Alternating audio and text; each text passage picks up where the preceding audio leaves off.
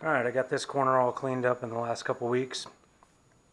Now I can actually pull the Suburban back. Don't have it all the way back, but you can see it'll come basically right out to here. But it'll fit in this garage, which shows you that's cool. I've got a garage I can fit the Suburban in, but this garage isn't big enough for me. Right now, what I'm going to do is I went back and looked, and it was basically January of 2017, so this year, that all of this peeled off. And over the year, it hasn't gone any farther. It seems to be sticking pretty good. But I don't want to go through another winter with it like that. So I'm about to do some repairs. Some of this peeled off. I got some dents. This side's just got that one ding there. That's probably what I'm going to fill in that one. A lot of the door dings you see from parking lots and stuff, I am not going to fill on the doors. But I'm going to show you how I go about painting a truck with Rustoleum rattle cans, which means yes, I have done it before, and yes, I can do it successfully. With that compressor, I could probably get a spray gun and do the whole truck at once, but funds are always low, especially after finishing a house remodel. So this is just going to be down and dirty. Going to get it done. You want a really good in detail how to repair your body damage and stuff, go see Chris Fix. Check out Mossman's 381. Those two guys, their details on how to do this are pretty dang good. Me, I'm just going to be down and dirty, which means I'm going to sand it all just to feather this. I don't want to eat into this too much because that's the factory primer. And that has held up, over the last year almost. But again, I don't trust it to go through another winter. So I want to take it all down. And you see it peeled inside here too, so I have to address that as well.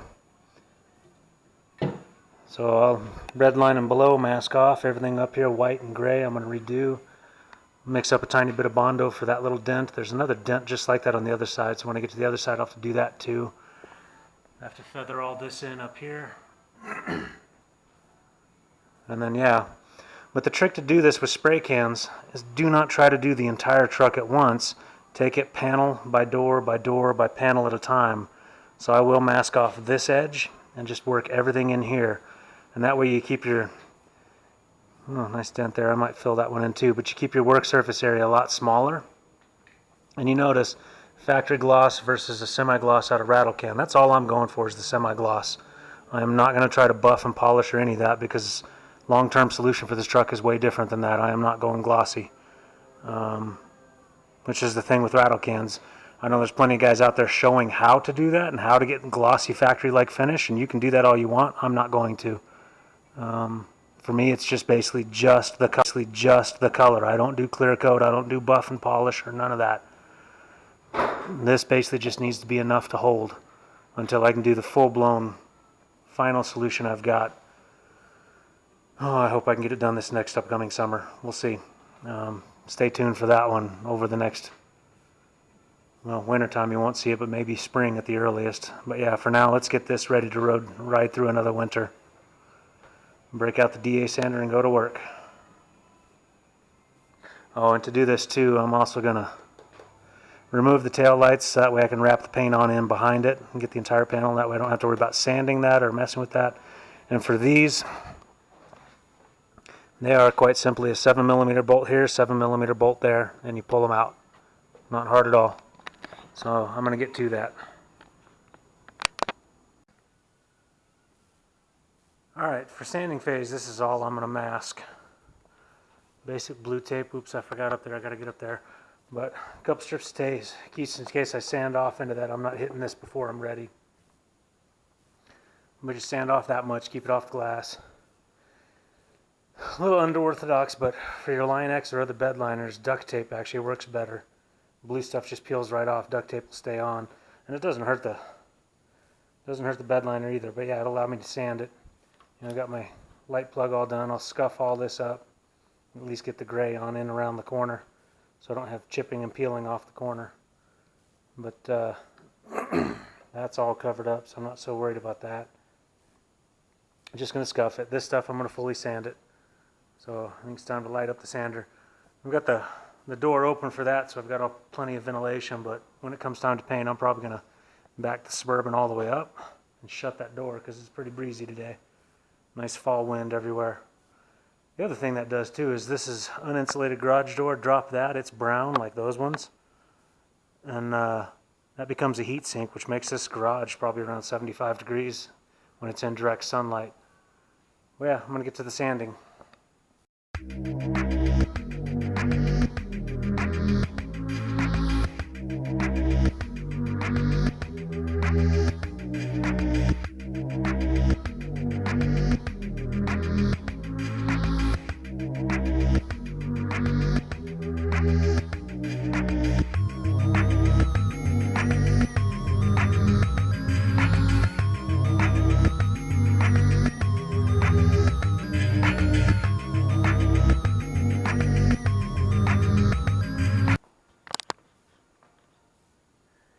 Alright, so you can see that I blew it all off. Still dust here, so I'll Windex everything here. When you're looking down the side panel, what you want to check and see is that you've erased every bit of shine from that, so you know you've got a good key or a good etch. Now the conundrum I've got here is I did blow through the metal, but that is nice and feathered smooth. That'll be beautiful when it's done, but how do I deal with that metal? I just watched 3D Machines have the same kind of issue I've seen before. You know, cutting in some of the interior doors when I'm doing the black in there. I want to cut this in, and the self-etching primer starts bubbling this stuff up. So self-etching primer has a reaction with the factory paint. So I'm not sure I totally trust doing that. So I'm just going to use regular automotive primer. I'm going to finish wiping this down and finish totally masking off both sides, back of this truck, everything from the blue line down, and then I'm going to hit it with the gray paint. But yeah, you can see tools of choice, just 120 grit and then 320 grit. 120 for the main keying, making sure you etch everything pretty good and remove all of that shine. 320 for feathering. Red Scotch-Brite. Letters are all worn off of this pad, but I'm pretty sure this pad is actually somewhere around the range of 320 as well. So I use that for getting into all these hard to get crevices, corners. You don't want to, I want these corners to be keyed and good for primer and paint. I'm not so worried about in here. Maybe I should be. That's just dirt and dust, maybe rust, I don't know. I don't think I'm worried about that right now. But this obviously conforms to things a lot easier. And then you see simple spots like that where you can see some shine, you can hit it there. Thought I saw something, yeah, right above here. I got to hit all of that a little bit more. Well, yeah, I'm going to hit that, and then I'll spray it all down, and then I'll mask it back up, and then I'll paint it.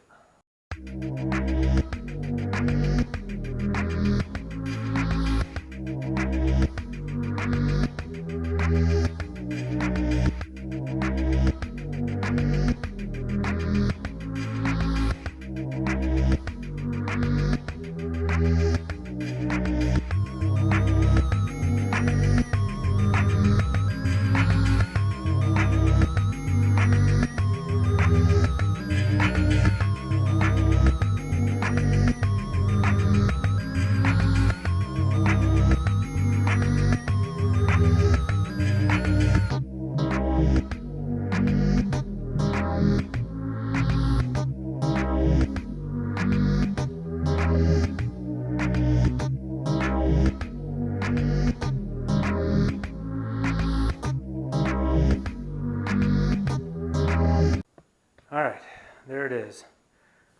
This tape and drape stuff is probably one of my favorite things, and yeah, just for a simple panel like this, I am draping everything I can. I stopped at the driver's door, but I want to make sure no overspray gets anywhere. And it does make me nervous to have none of that covered, but oh well. I'm going to end up going that way next. You notice this tape and drape, I do back it up sometimes. I need to back this one up. You know, cover it back up with regular blue tape, like right here. Because I've had bad problems with this stuff lifting. And then you get underspray, overspray. Gotta look out for little holes like this in your plastic and cover those up. So I got a few of those to do. One right there too, that just happens. So I'm not even ready to spray yet until I've done that. When I'm masking, I like to keep a good X-Acto knife on hand for a little detail work like cutting into here. I first, obviously paint and all that kind of stuff, my older brother and my dad taught me how to do from the time I was probably 6 or 7 as a Cub Scout. But then when I was 17, I got to work in a body shop for a couple weeks and learned a lot of things. Most of what I was doing was the masking and was sanding and all the grunt work, obviously being only like 17 at the time. But I've remembered some of the things I learned there. I may not be as good as someone like, I don't know, go see Velvet Hammer's channel or Sprayway Customs. Those dudes know what they're doing. But this will work. Notice these hinges, I also did them. But yeah, in the middle of that I got frustrated with the wind and breeze, so I pulled the truck in. Shows you the truck does fit.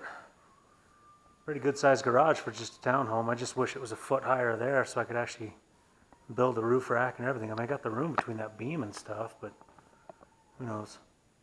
Another reason to go find a better property somewhere else. But yeah, now it's time to spray. So I'm going to start with my primer.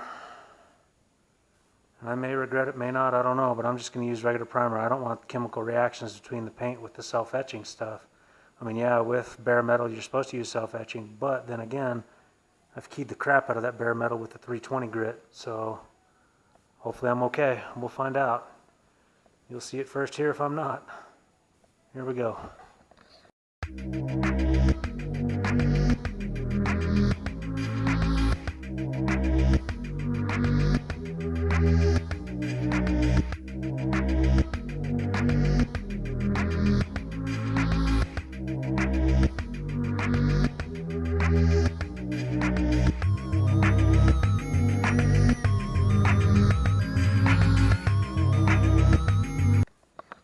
Alright, with this particular panel, I'm using the filler primer because of that difference between paint and steel and primer. So it's the high fill, high build stuff. If I was looking for a really good paint job, one, I would have removed these fender flares all the way. I did on my 93 when I redid that one. But I'd also probably be sanding this because I can still see some of the lines in here. I don't care, this just has to be right now, number one, protective. It has to protect this panel from getting any rust this winter. But two, it's a 10-foot paint job. It'll look good from 10 feet away. Which, you know, as opposed to a 50-foot paint job. But yeah, we'll let that dry and cure, which I probably should have read. I never do remember. Well ventilated area. Yep, we just ventilated. Whole neighborhood's now smelling the paint. Dry and recoat times 70 degrees, 50% humidity. We got a lot drier than that. Dries the touch in 10 minutes, allow more time, cooler temperatures. When dry, surface can be immediately recoated, top coat, or wet sanded. For best results, allow it to dry 2 to 4 hours before dry sanding. So 10 or 15 minutes, I'll be able to actually do the wet coat. The rest of the truck, just thinking about that, I think I've only got one spot on the other side, about this area, opposite side. I've got a little paint nick with the rest. I'm probably just going to use regular primer. I mean, I could sand it down and just use the Rustoleum itself. I think that's what I did when I did this part of the gray. But yeah, see, when you don't pull out moldings and stuff like that, you'll get the paint peeling away from it like that. That's always going to happen. Not too worried about it, not too concerned about it. And you get areas you can see in there, but yeah, we'll let this dry. That's a pretty decent primer coat. And I decided not to do anything with Bondo with these nicks and stuff like that. You know, there's one there and one there. Those are the most concerning ones in this whole panel. Otherwise, the panel's pretty nice. I'm not going to do that until I'm ready for final solution in the spring. Springtime, when I'm not feeling so rushed, I'll just do that. I'll mix up, spend a day doing Bondo and filling in nicks and dings like that. Still, I look down the store and I don't know how much I'll really spend on the door doing that at all. But the other side's got a couple good dents on the front fender. This has got a dent here. The other side, same place, has a big gouge dent going there. Alright, I'll bring you back when I'm starting to recoat with paint.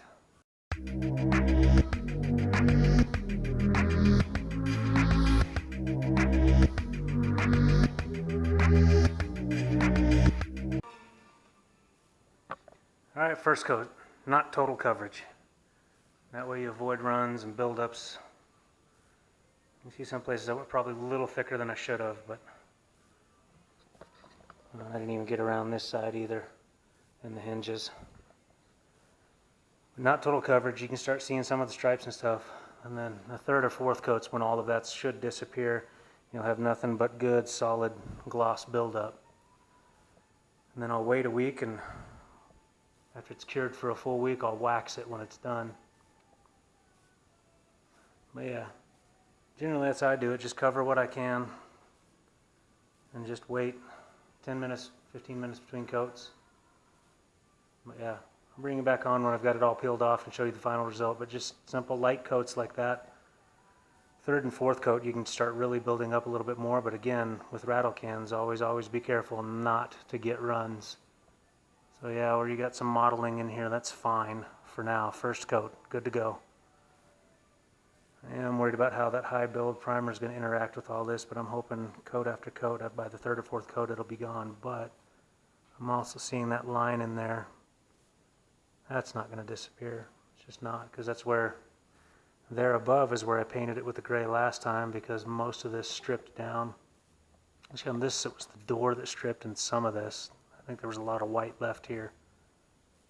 I don't know. I have to go back and look. Old videos show. I'm going to bring it back in when I've got it fully stripped after it's got all the coats on. Alright, and there it is. So, with rattle cans, I mean, you're going to see a ton of orange peel in this, and I can already see it from here. But the trick is to get as much buildup as you can, and that's going to take, for a panel this big, that was 4 cans. It's going to take a good amount of paint, because you're trying to put the same kind of volume you would through a spray gun. It's going to take it, so don't think you're going to get 4 cans and do the whole frickin' truck. That's not going to happen. I'm generally happy with this paint job, but you can see, no matter how much I masked, still found some way to freaking get some overspray up there. Luckily this is on the glass. That'll clean up once it's dry with a razor. That, maybe not. I may have to pull this off and freaking recoat that. Same thing with the back bumper. I should have masked all of that back there too. You can see that. But otherwise, I'm pulling the masking taper off. I had a piece of tape hit there. I don't know how that's going to settle out. There'll probably be that stripe there for a long time. And I blurped on that too, so that sucks. But otherwise, it went pretty freaking good. It's a good, thick, wet coat. For the last can, I did take the can inside and soak it in the hottest water the kitchen tap will give me to give me the best performance you can out of the can. You know, the first several cans, you'll notice if you don't do that, in the first several cans I saw it, is you'll get differences in the coloration, you'll get differences in the texture, and towards the end of the can you can start getting lighter because all of the pigments didn't mix up fully well and didn't atomize together. And that happened. And I wasn't worried about that in the first 2-3 coats, first 2-3 cans. So I did about a can per coat for this panel. That door, I'll probably do half a can for the first coat, and then the rest will be a can per coat probably. But that's how I go about doing that with rattle can, and it's fairly glossy. It's going to have to cure all overnight. I need to get this garage door shut. I was just letting the fumes vent out. And then get this to soak up as much heat as it can so it cures neatly tonight. And then I'll put it back together in the morning. But yeah, I mean, seriously, I thought I had everything maxed off, but it found a way. And maybe I'll be able to scrub that off. We'll see. Found a way through here somehow. I don't know. Obviously my masking skills need work. This is how I go about rattle canning a truck. And that's about as glossy as it's going to get. This will dry a little bit more semi-gloss when it's all said and done. There's a fair amount of orange peel in there. I really don't care. I don't know if that even shows up on this dinky little camera, but for the most part, yeah, some of the overspray got on into here, some there. That line held pretty well. Some overspray in here. Oh, you can tell I had it all back masked in here, but would have been flawless except for that and that. But for a 20-year-old truck, that's better than having it all rusty like a lot of rest of these GMT 400s running around Utah look like. Guys let the paint do that, and then they just let it go, and then a couple winters later you got rust where that primer was showing through on this one. This is also a good sneak peek of where I'm taking this truck, color scheme wise, because everything white is going to disappear to gray, and it'll be more like this. But that's Oh, if I got enough warmth next week, or if I can even heat the garage enough to make it warm, I'll probably finish off the rest of the panels both sides, just with Rustoleum. You figure that's quite a bit to spend on rattle cans, though. But yeah, I guess I'm gonna pay a little more attention to my tape job once I start getting up here. I hope that scrubs off. If not, well, I'll figure something out. But yeah, maybe this does you some good, maybe it doesn't. Maybe you think I'm nuts. Either way, I do what I do. And this truck will be what I want it to be. So if you came this far, thanks for watching. Hope it did you some help. We'll see you on the next one.